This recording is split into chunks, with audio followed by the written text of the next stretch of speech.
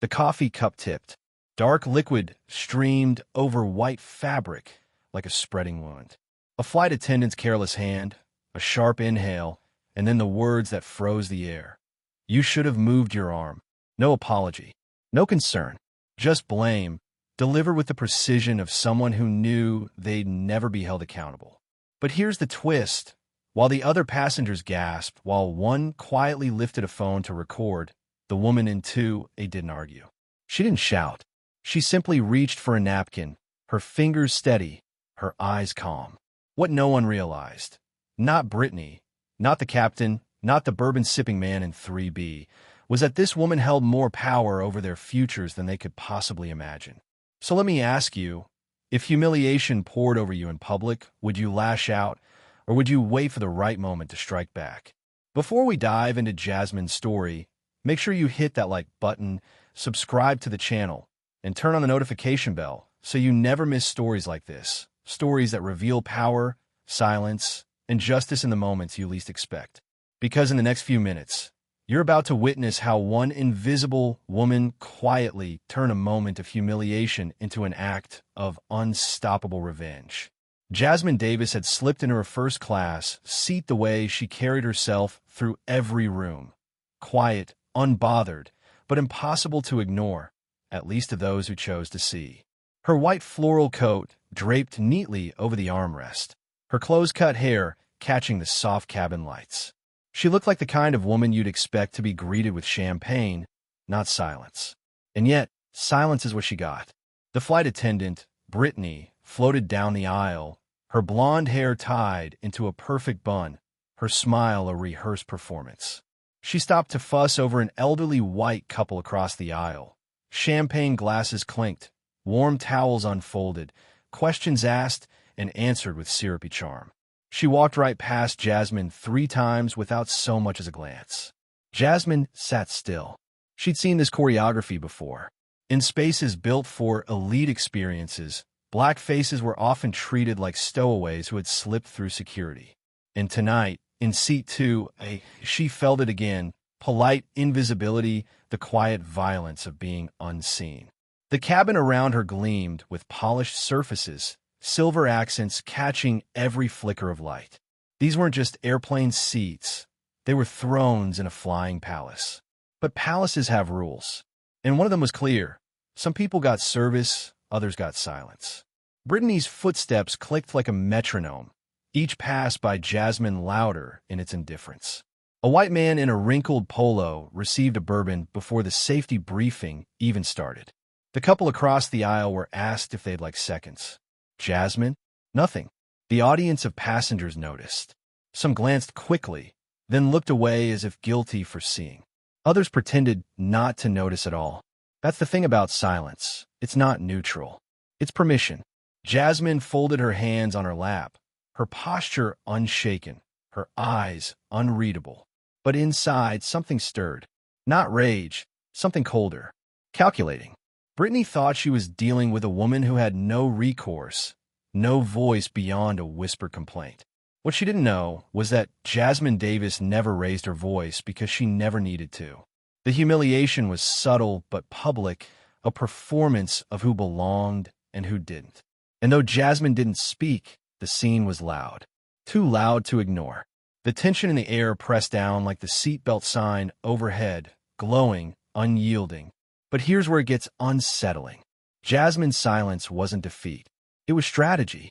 While Brittany poured bourbon into a crystal glass across the aisle, Jasmine's mind was already writing the first page of story that would end careers. Because sometimes the most dangerous passenger on the plane isn't the one who makes noise. It's the one who stays quiet. And just as Brittany breezed past her once more, dismissive and confident in her power, Jasmine leaned back in her seat and thought to herself, you have no idea who you just ignored. What happens when the woman dismissed as invisible becomes the one holding the keys to the entire airline? She waited, patiently, silently, as the cabin filled with the sound of champagne, flutes clinking, and polite laughter across the aisle. Jasmine didn't demand attention. She never had to. All she asked for was water, just water. Nothing extravagant, Nothing beyond the basic courtesy that first class was supposed to guarantee. Her voice was soft, even respectful. "Excuse me, may I have a glass of water?" But the answer came sharp enough to slice through the luxury air. Brittany didn't even look down, didn't even pause her stride. "We're busy preparing for takeoff," she snapped, as though Jasmine had asked for the impossible. The dismissal carried weight. It wasn't just about water. It was about worth. And yet, before Jasmine could even adjust her coat, the man in seat 3B, a wrinkled polo shirt, sneakers untied, his posture slouched like he owned the sky, had a bourbon poured into his plastic cup without saying a single word. Ice clinked, amber liquid swirled, and Brittany's smile returned, soft and polished, like nothing in the world could disturb her grace. The contrast wasn't hidden. Everyone around saw it.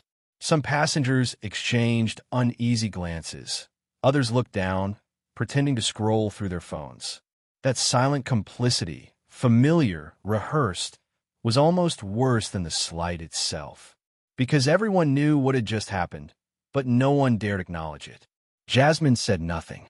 Her silence was sharper than any protest. She simply adjusted her coat sleeve, her face unreadable, though inside the humiliation pressed hard, the kind that leaves no bruise but lingers like smoke in the lungs. And this is where the question cuts deeper than the water she never received. Was Brittany really too busy, or was too busy just another way to say, "Not for you"? The audience knows the truth. Jasmine knows it too. But the cabin air stayed heavy, waiting for the next move. Because if this was how the flight began, what would happen when the pressure hit 30,000 feet? The seatbelt sign blinked on, turbulence whispered through the cabin walls, and Brittany's footsteps drew closer again, this time carrying more than a tray. The cabin jolted without warning. Glasses rattled, overhead bins groaned, and a wave of unease swept through first class. Turbulence, the kind that makes your stomach dip and your hand reach for the armrest. Brittany rushed forward with a steaming pot of coffee, balancing it like a badge of competence. But the plane lurched again, and in one careless second, the boiling liquid tipped straight onto Jasmine's white floral coat. A sharp gasp cut the silence. Dark coffee splattered across her chest, dripping down into the folds of her sleeves. The stain spread like a scar, visible to every eye in the polished cabin. Passengers turned. Some mouths opened, but no words came out. One phone tilted just enough to capture the moment, its red recording light blinking in the dimmed cabin. Everyone expected an apology. That's what decent service demanded. That's what basic humanity required. But Brittany didn't flinch. She didn't offer a towel. She didn't even look embarrassed. Instead, her lips curled into a smirk of irritation. "You should have moved your arm," she snapped, as if the coffee's path was Jasmine's fault, as if she had invited the humiliation onto herself. The word struck harder than the scalding heat. The elderly couple across the aisle froze, their champagne glasses midair. A businessman, too, rose back, shifted uncomfortably, pretending to read his tablet. The man in 3B, bourbon in hand, let out a quiet chuckle before hiding it behind his drink. No one spoke. No one challenged. They just watched as a black woman's dignity was soaked and stained in silence. And Jasmine, she didn't shout. She didn't demand. She simply reached for a napkin, her movements calm, deliberate, almost surgical. She dabbed at the stain, knowing it would never come out, not really. But what struck the cabin harder than Brittany's insult was Jasmine's silence. A silence that wasn't weakness, it was waiting. The weight of that moment pressed into every corner of the plane. Passengers looked away, ashamed of their own inaction. One woman whispered, "That's not right," but she didn't raise her voice loud enough for anyone else to hear. Silence became complicity, as it so often does. And then came the whisper of suspicion. Would this video, the one quietly being recorded, ever matter? Would it reach anyone who cared, or would it just become another forgotten clip, buried in an ocean of injustice no one wanted to face? Brittany walked off, unfazed, carrying her empty pot like nothing had happened. Jasmine sat back, her eyes unreadable, her coat ruined. The cabin held its breath. Everyone knew they had witnessed something ugly, But no one dared break the spell.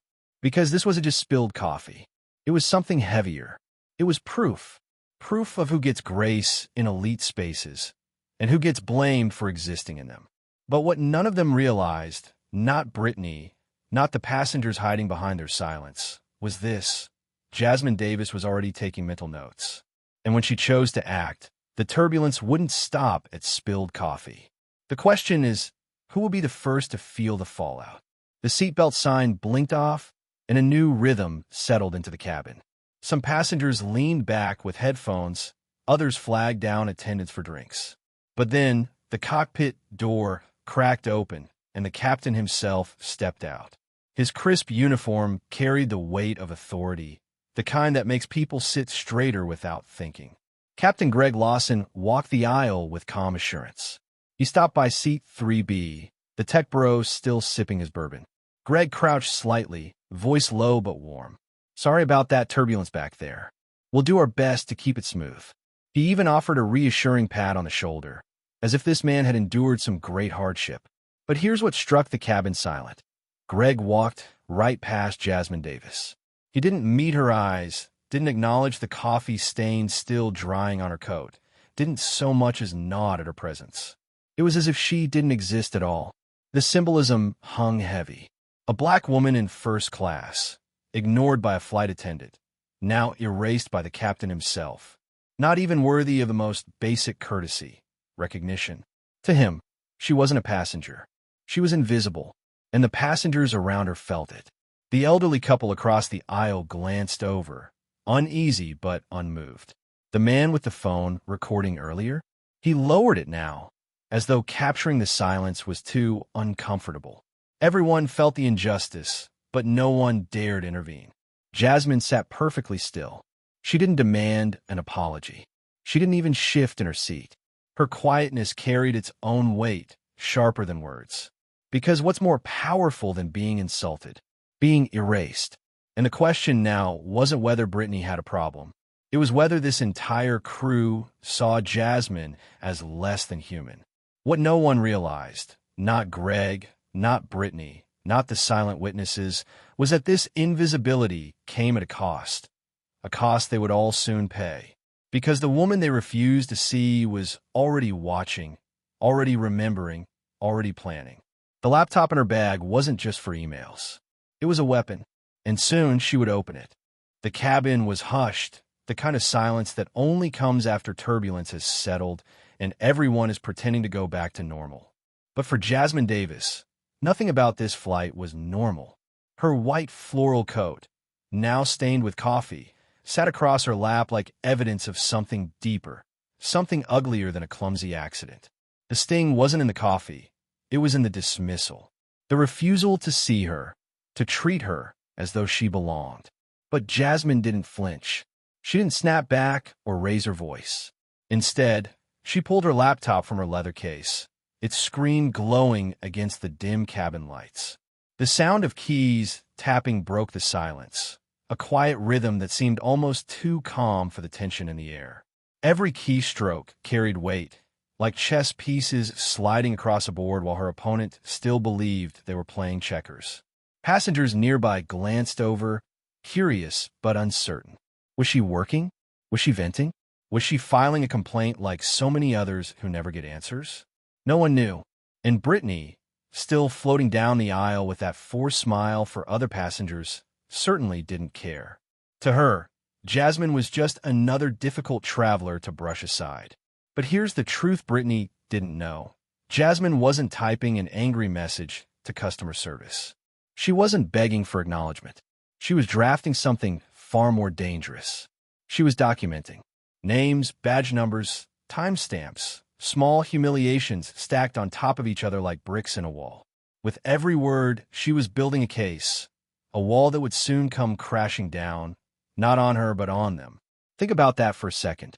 The same woman treated as invisible was, at that very moment, gathering the tools to decide who would remain employed by the very company they worked for. The irony was cruel. The injustice was sharp. And yet, Jasmine's face betrayed none of it. Her hands moved fast, precise, efficient. This wasn't anger. This was strategy. The clicking of her keyboard became louder in the minds of those who watched. A rhythm of resistance. A sound that carried a strange kind of power, though no one fully understood it yet. And just when Brittany leaned toward another crew member to whisper something smug about the woman in 2A, Jasmine saved the draft and closed her laptop with a soft snap. Her expression didn't change. Calm, composed, untouchable. But the question that lingered was this: what exactly had she just set in motion? Because the truth is that quiet typing was not the end of the story. It was the beginning of someone else's downfall. The hum of the engines filled First Class, that steady vibration that makes every word spoken in hushed tones feel sharper. Brittany leaned into the galley, her voice lowered but not enough to hide the venom laced in it. She smirked, tilting her head toward her colleague, and said the words that clung to the cabin like poison. That difficult woman in 2A. Some people really don't know their place. Her laugh was short, clipped, like it had been rehearsed. The other attendant didn't laugh back. She forced a polite smile, the kind coworkers use when they want to escape the conversation but don't want to be accused of disloyalty. Still, the words hung in the air, sticky and heavy, impossible to ignore. One row back, a young man who'd been quietly scrolling through his phone froze. His eyes flicked toward Jasmine, who sat with her laptop open, calm as stone, unaware of the insult just thrown across her name. He shifted in his seat, torn between the silence demanded by elite spaces and the outrage bubbling in his chest. That's the thing about First Class. It sells itself as a place of discretion, a bubble where conflicts are smoothed over with champagne and forced smiles. But in this moment, the silence wasn't luxury. It was complicity. Imagine overhearing that. Imagine watching a woman, dressed with grace, carrying herself with quiet dignity, be reduced to a whisper meant to strip her humanity. Would you have spoken up? Or would you have sunk deeper into your seat, hoping someone else would do it for you? The passenger's discomfort spread like a shadow. His throat tightened as he looked at Jasmine's coat, still marked from the coffee spill that Brittany had blamed on her. It wasn't just service anymore, it was contempt. And everyone within earshot knew it. But Brittany didn't stop there. She leaned back against the counter, flipping through a stack of napkins like cards, and added, I told her she had to wait. These people always act entitled, don't they? Like rules don't apply to them. These people, 2 words sharpened into a blade. 2 words that told the whole truth of what Brittany saw when she looked at Jasmine. Not an accomplished business leader, not even a paying passenger, but an inconvenience. The man listening swallowed hard. He wanted to record it, but the angle was wrong. He wanted to interrupt, but his voice stalled. So he sat in that paralyzing silence, carrying the guilt that passengers always carry when they witness injustice and do nothing. Meanwhile, Jasmine typed, calm, steady, unshaken. The keys clicked, a rhythm that drowned out the ugliness in the galley. She didn't know her dignity was being chewed up in whispers just feet away. And yet, somehow, she carried herself as though she knew exactly how the story would end. But the moment doesn't fade. It lingers, pulsing, daring someone to break the silence. The passenger in row 4, leans forward, as if his body wants to move before his courage does. His hands tighten around the phone, sweat forming on his brow. He's caught between fear and duty, the same crossroads that defines so many moments of injustice.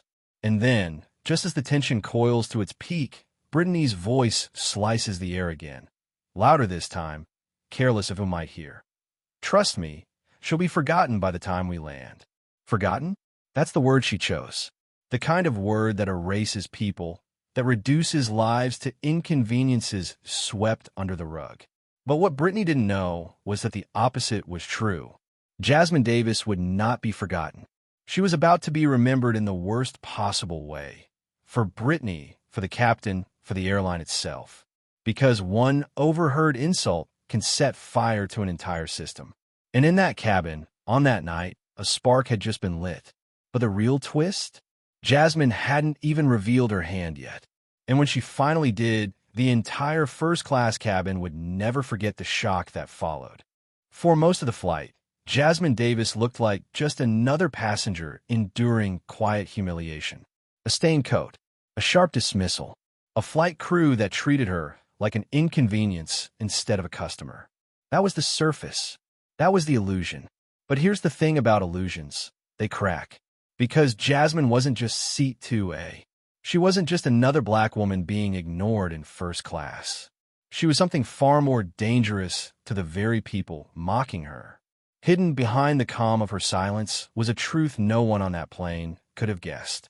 While Brittany whispered to her colleague about that difficult woman, while the captain walked past her as if she didn't exist, Jasmine already owned them. Not metaphorically, not symbolically, legally, on paper, in contracts worth billions. 2 weeks earlier, Meridian Capital Group had finalized a $2.3 billion acquisition.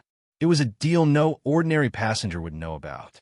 Quiet, discreet, shielded from headlines until the timing was right. And sitting in 2A was the woman chosen to lead that firm into its next chapter. Her name had graced Forbes, Bloomberg.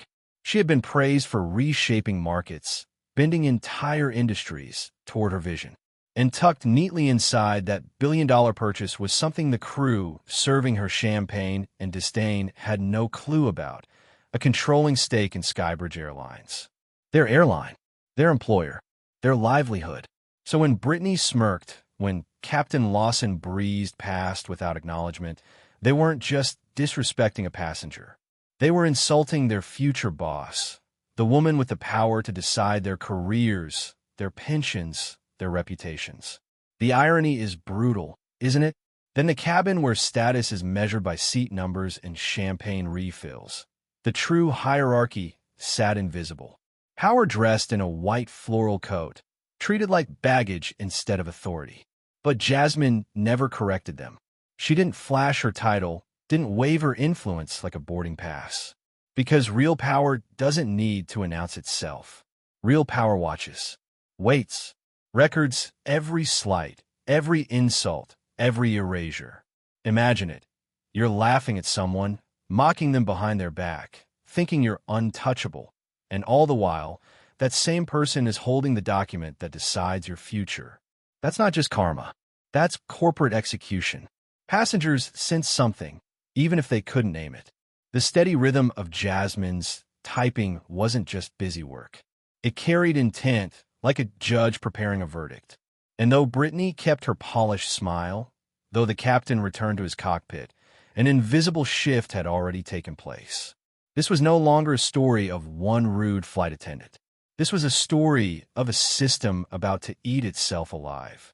Because in the world of billion-dollar acquisitions, nothing is random, nothing is accidental, and nothing is forgotten. And the question you should be asking is this: when Jasmine finally decided to reveal who she was, how would an entire airline survive the fallout? She closed her laptop gently, her face unreadable. To the crew, she was still invisible. But she had just flipped the script. The silence in that cabin wasn't just tension anymore. It was a countdown. And the next move? It was already in her hands. The cabin lights dimmed to that muted glow that signals passengers it's time to rest. Most closed their eyes or tucked into blankets. But in seat 2A, Jasmine Davis wasn't resting. Her laptop was open, the soft blue glow casting a quiet halo over her face. To anyone glancing over, she looked like a businesswoman finishing up routine emails. Nothing unusual, nothing worth noticing. But what she was doing was anything but ordinary. Jasmine wasn't browsing her inbox or scrolling headlines. She was inside the airline's own internal system. Her access wasn't stolen. It was earned. It came with the acquisition. It came with ownership. And now, with just a few keystrokes, she pulled up the active crew manifest for Flight 227 to Atlanta. Every name appeared on her screen. Brittany Collins, lead flight attendant. Megan Harris, junior crew. Captain Gregory Lawson. First Officer David Chalmers. Each name tied to employee numbers, union status, disciplinary history. Their entire careers reduced to rows of data, all under her quiet control. That's the thing about corporations.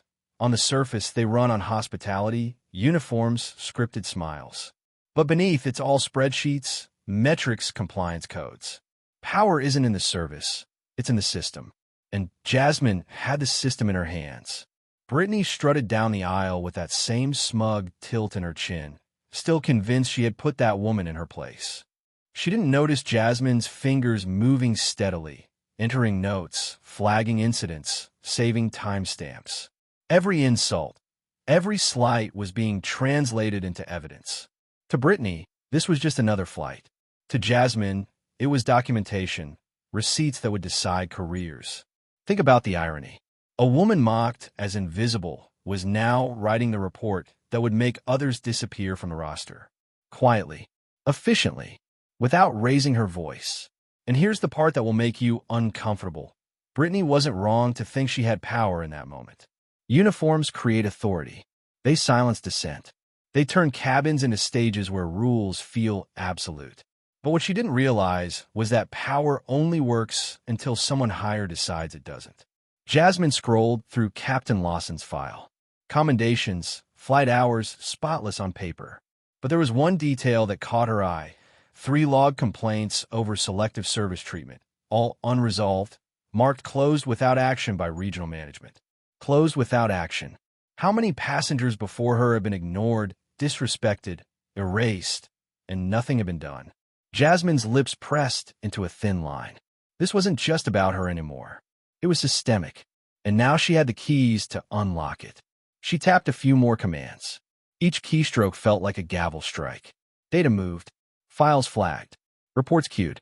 What looked like casual typing from the outside was, in reality, the beginning of a corporate execution. Passengers nearby noticed only the rhythm of her keys, steady and unbothered. They had no idea that while they sipped champagne and scrolled Netflix, a billion-dollar hand was already reshaping the fate of the crew serving them. And yet Jasmine's face remained calm. No smirk, no outward satisfaction. That was the most chilling part. Because real power doesn't perform. Real power documents. Real power prepares. Real power waits. But suspense hung heavy. What was she building?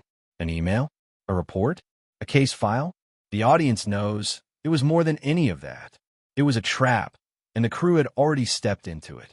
She closed one window, pulled up another, and with a subtle flick of her wrist, attached the entire manifest to a confidential chain addressed directly to Meridian's legal department.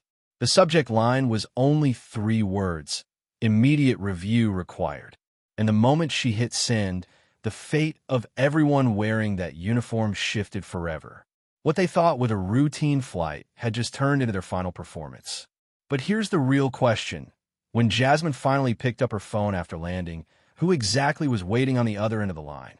The wheels touched down in Atlanta with a soft thud, the kind that usually signals relief. Passengers stretched, phones lit up, bags shifted from overhead bins. To most, the flight was over. But for Jasmine Davis, it was just beginning. She rose from her seat into A with the same elegance she had boarded with, coat draped neatly over her arm despite the brown coffee stain still visible across its sleeve. Brittany avoided her eyes as passengers filed out. To Brittany, the flight was done. To Jasmine, the clock had just started ticking. The terminal was alive with chatter. Announcements crackling overhead, rolling suitcases clattering against tile floors, families reuniting in long embraces. In the middle of it all, Jasmine walked slowly, deliberately, her phone pressed lightly to her ear, her voice calm, measured, almost soft. But here's the thing about power. It doesn't need a shout to be heard. No, I'm not exaggerating, she said quietly, her tone even. It was direct, it was dismissive, and it wasn't isolated. I have the roster. I've already flagged their files. This isn't about one coffee spill. It's about culture. To the crowd passing her, she looked like any businesswoman making a routine call after a long flight. But the name she dropped next would have silenced the terminal if anyone had been close enough to catch it. Yes, connect me to the boardroom. They'll want to hear this now. She wasn't calling her assistant. She wasn't calling friends to complain about poor service. She was on the line with the very directors who oversaw Skybridge Airlines. The ones who, until this moment, believed their airline's biggest problems were fuel costs and quarterly margins. They were about to discover their real problem was standing in Concourse B with a stained coat and a memory sharp enough to dismantle careers. That's what Brittany never understood. Uniforms give temporary power. They let you raise your chin and lower someone else's worth with a single word. But Jasmine's kind of power wasn't borrowed from polyester in a name tag. It was written in contracts, signed in ink, backed by billions. As she spoke, her voice never lifted. No anger, no performance, just precision. Each word a strike, each detail a nail in the coffin. "Yes, I have a passenger recording," she said. "It corroborates the comments made. The insult wasn't subtle, and the captain's negligence is already documented. I'll forward the files tonight." Imagine the irony. Brittany probably bragged to her colleagues that she had handled a difficult passenger. She had no idea that same passenger was, at that very moment, dismantling her future with a phone call no one else could hear. And this is where it gets uncomfortable, because think about how often this happens. How many people walk off planes invisible, dismissed, unseen? How many file complaints that vanish into closed without action? The difference here wasn't just Jasmine's money. It was her decision not to stay silent. She paused by a window overlooking the runway, watching another Skybridge plane lift into the night. Her reflection looked back at her through the glass, calm, unbothered, unreadable. "Yes," she said into the phone, her tone sharpening just enough to cut. "Proceed with immediate review. Don't wait for Monday. This isn't just a personnel issue. It's a liability." To anyone watching, she looked like she was discussing schedules or finance reports. But in that moment, the future of an entire crew, maybe more, was being rewritten in real time. Quietly, efficiently, permanently. She ended the call with a simple, "I'll expect confirmation within the hour," and slipped the phone back in her bag. No smile, no sigh of relief, just silence. But here's the chilling part. While Brittany and Captain Lawson walked off that plane thinking they had gotten away with casual cruelty, their names were already echoing in a boardroom they would never be invited to. And the next voice they'd hear wouldn't be Jasmine's. It would be HR. The emails went out before most of the passengers had even collected their luggage. Jasmine's legal team, already on alert, opened a quiet investigation within minutes. What they uncovered was not a single bad flight attendant or a careless captain. It was a paper trail, a record of silence and negligence that stretched years deep into Skybridge Airlines' walls. Dozens of complaints sat buried in HR files, stamped with the same 4 words: operational necessity. Case closed. Each story mirrored Jasmine's experience in some way. Black passengers ignored, Black employees passed over for promotion, service complaints mysteriously disappearing. The language was sterile, but the pattern screamed.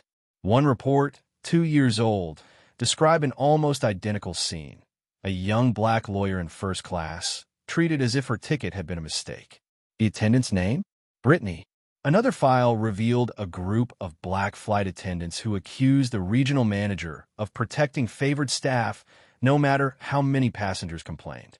Their words never left the folder. Their careers never recovered. It didn't take long for the evidence from Flight 482 to join the pile.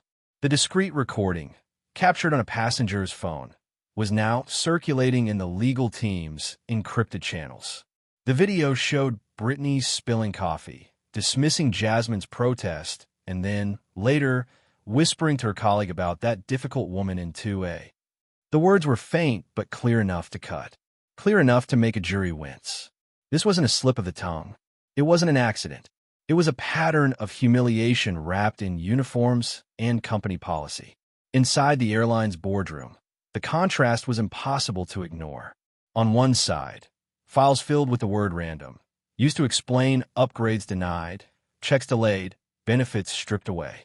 On the other, faces and names, nearly all Black, nearly all dismissed as exaggerators. The corporate shield of discretion and experience now looked like a cover for discrimination.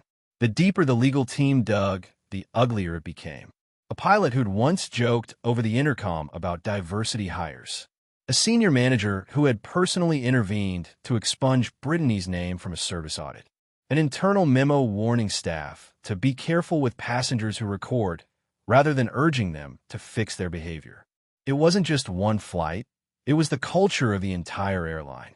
For Jasmine, the silence of the passengers on Flight 482 had felt heavy, almost unbearable. But now, silence worked in her favor. Nobody outside her circle knew what was being pieced together. While Brittany clocked out with a smirk, while Captain Lawson chatted with airport staff, while the regional manager drove home to his suburban comfort, their downfall was quietly sealed in side attachments, PDFs, and scanned signatures. The most damning discovery came at midnight. A confidential complaint marked high risk had been filed 6 months earlier by another black executive. He had described Brittany by name, noted the captain's dismissive behavior, and warned of systemic racial bias in first-class service. The regional manager had reviewed it personally and closed it without escalation. This wasn't about one night, one crew, or one accident.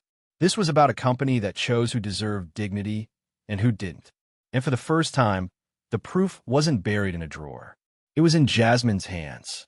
By sunrise, the evidence was already on the desks of Skybridge's board of directors. And with it came a simple, chilling instruction: prepare the termination orders. But who would be named first when judgment fell? The wheels of justice didn't screech like tires on a runway.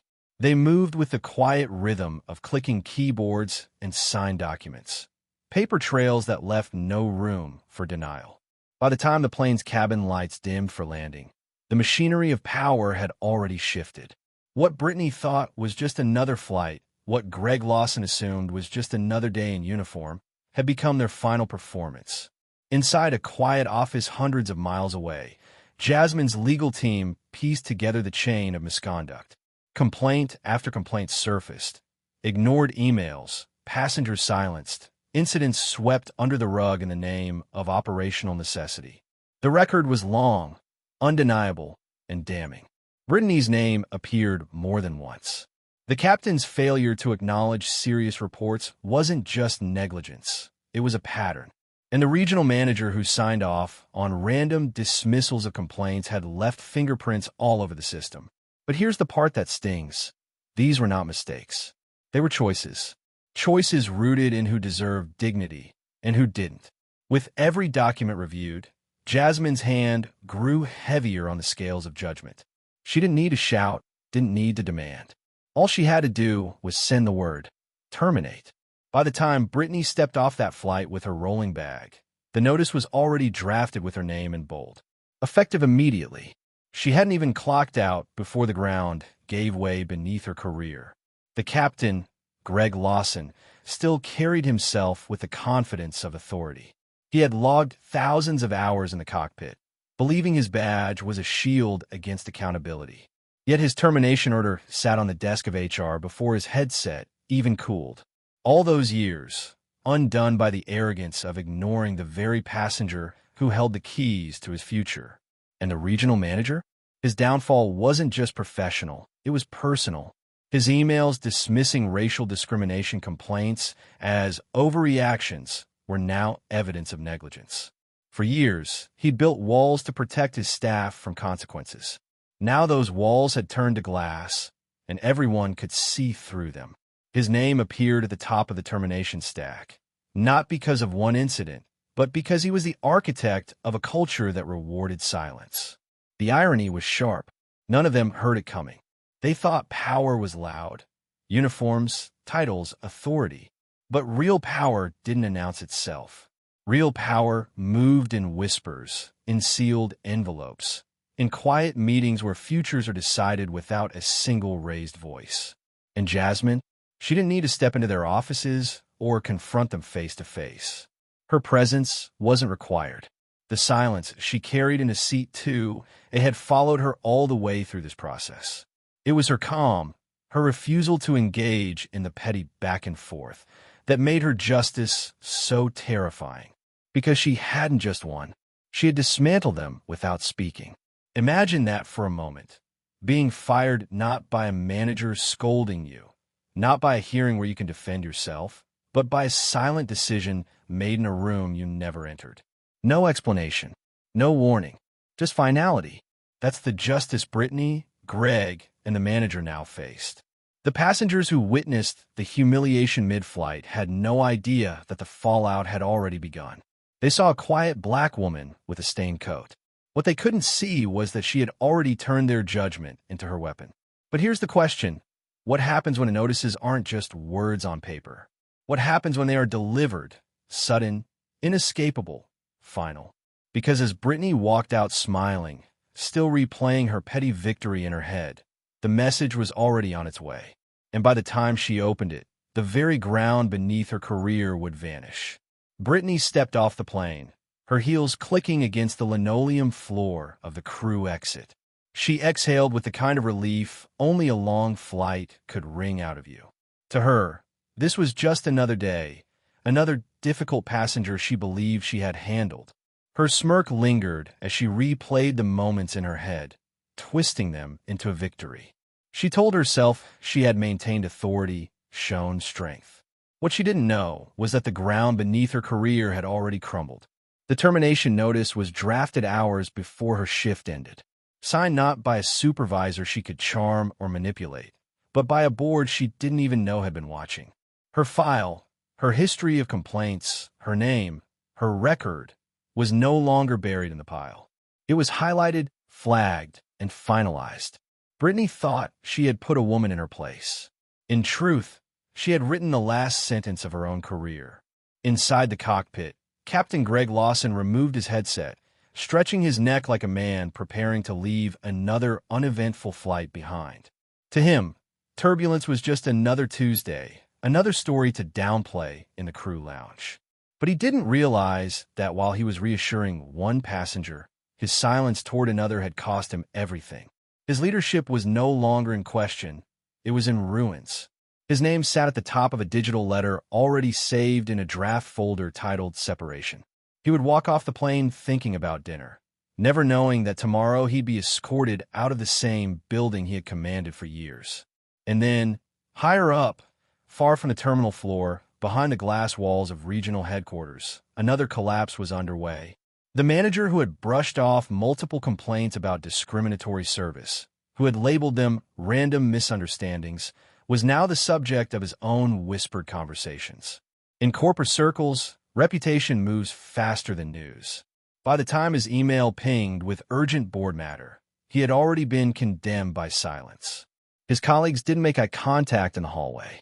His assistant canceled meetings without explanation. Power had turned on him, and he hadn't even realized it.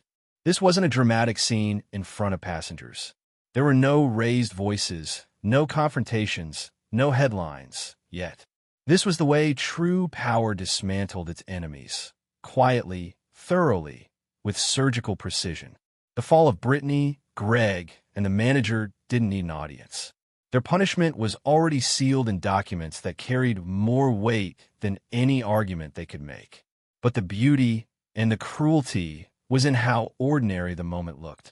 Brittany leaving the airport in her uniform, Greg tipping his cap one last time, the manager sipping coffee in his office. None of them knew they were living the final hours of their professional lives. Collapse rarely announces itself. It hides in the details, waiting to strike when you think you've survived the storm. And as the silence spread through hallways, terminals, and inboxes, a question began to form. Not for them, but for everyone else watching the pattern unfold. If 3 people could fall this fast, who would be next when the truth traveled further? Fear doesn't arrive with an announcement. It seeps in like smoke, thin at first, then choking. That's what happened inside Skybridge Airlines after the first notices went out. Brittany's sudden disappearance from the roster raised eyebrows among crew members. One moment she was strutting through terminals with that forced smile. The next she was gone, erased from schedules, her name deleted from the system. No explanation, no farewell, just silence. Whispers filled break rooms. Did she quit? No, I heard she was fired. Fired for what? Nobody had the answer, but everyone felt the chill. Because if a senior flight attendant could vanish overnight, who else was vulnerable? The captain's fall hit harder. Greg Lawson was a name people knew, a pilot with years of logged hours and authority in his voice. His termination spread like an unapproved rumor, fast and uncontrollable. Some crew members gasped. Others shrugged in disbelief. Not Greg. He's too valuable. But value didn't matter anymore. Titles, experience, seniority, none of it protected them. And then came the shock wave that rattled the entire structure, the regional manager. The man many had once feared for his cold evaluations.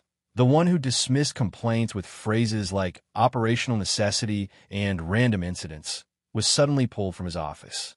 No goodbye emails. No reassignment. Just gone. His absence spoke louder than any memo ever could. Executives began lowering their voices in meetings. Words like discretion and reputation risk floated around boardroom tables. Some tried to act normal, but their hands trembled when they signed documents. The airline's culture, once built on arrogance and selective service, was cracking in real time.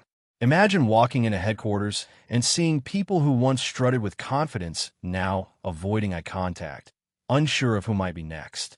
That's how deep the fear ran. Crew members refreshed their inboxes nervously, half expecting to see a subject line with their own name on it. And beneath all of it was a single, unspoken question: who had triggered this storm? Few knew the truth, that the woman into a quiet under the weight of spilled coffee was the hidden hand behind it all. But the mystery of her power only added to the panic. The absence of answers made imaginations run wild. Because when fear spreads, it doesn't just affect the guilty. It swallows the innocent too. Even those who had treated passengers fairly began doubting themselves. Was my tone too sharp? Did I overlook something? Everyone was second-guessing. The ripple of fear moved from terminals to offices, from lounges to boardrooms. It spread faster than gossip, heavier than rumor. This wasn't just the collapse of a few careers. It was the shaking of an entire company's foundation. But here's the thing about fear: it always demands a face. And sooner or later, Skybridge employees would discover whose hand was on the lever of their future. The only question was, when they found out, would it already be too late? Victory didn't roar. It didn't explode in applause or end with cameras flashing. It came quietly, almost invisibly, the way real power often does. By the time Jasmine walked back through the polished floors of the airport lounge, the machinery of Skybridge Airlines was already in motion against its own employees. Brittany's name had been erased from the next day's roster. The captain's authority had vanished with the stroke of a digital pen.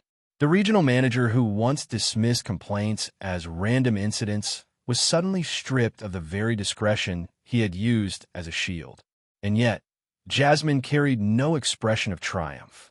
Her white coat was still stained with dried coffee, a visible scar of the night's indignities.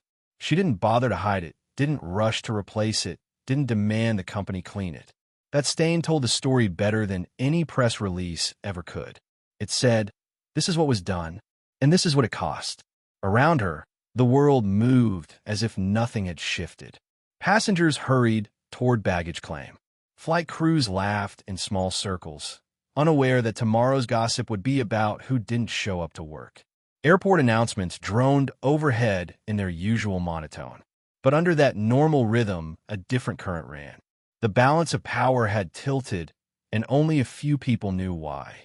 Jasmine's phone buzzed once in her hand. A simple update. All notices delivered. Immediate effect. She read it, then slipped the phone back in her bag.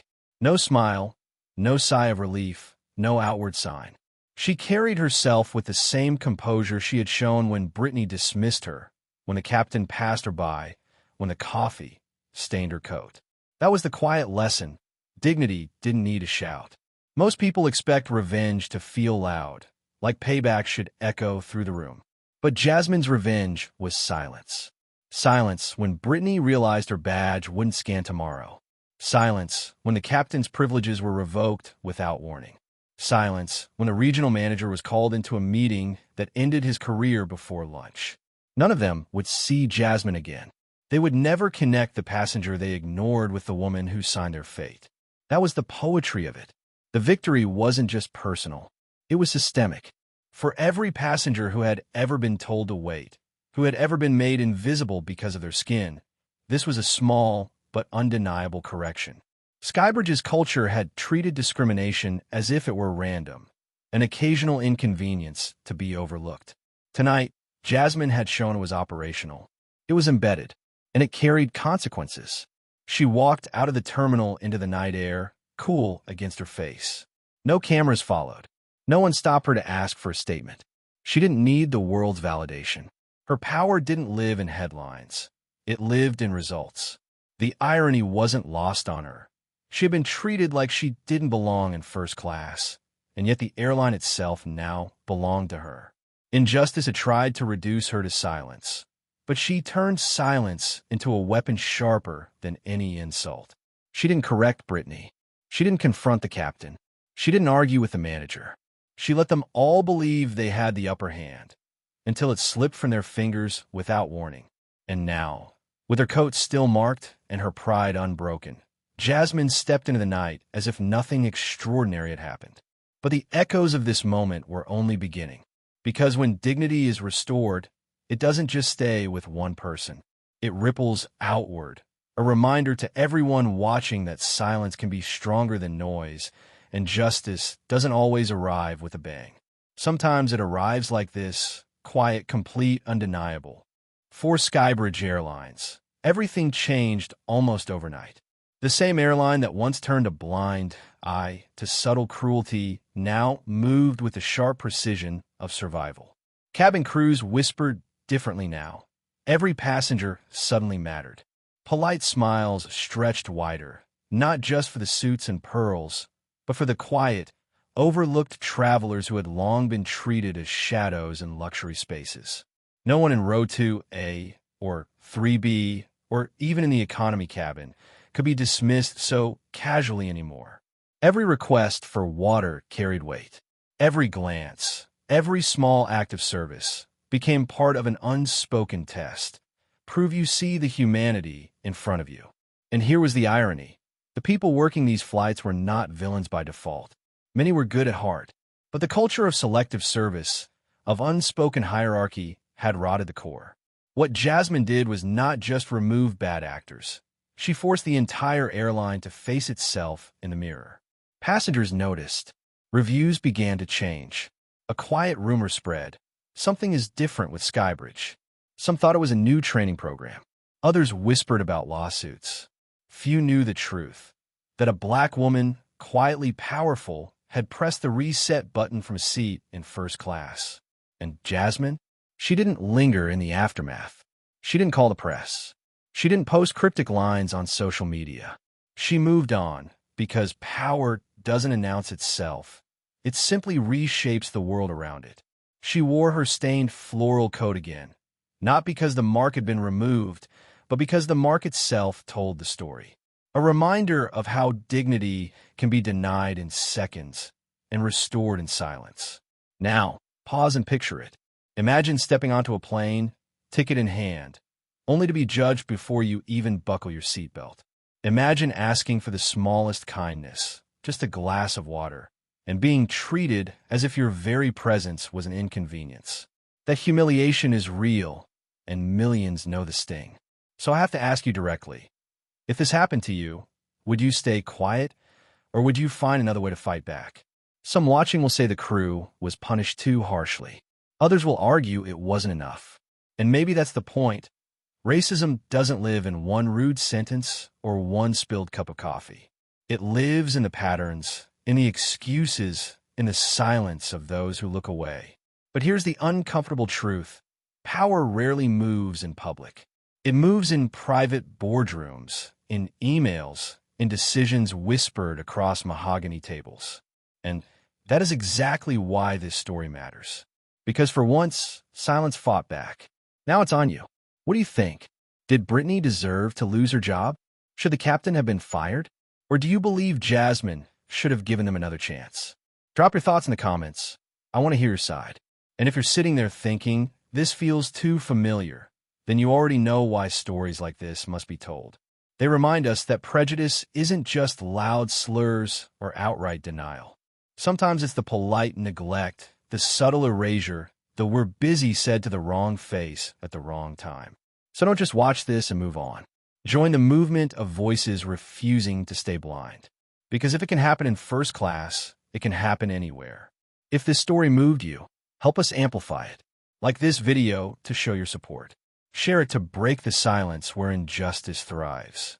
And subscribe to stand with every person who deserves to be seen and heard in every room, on every flight, and at every meeting. Let's make sure these stories are never invisible again. Because sometimes the smallest glance, the simplest acknowledgement, is the difference between dignity and erasure.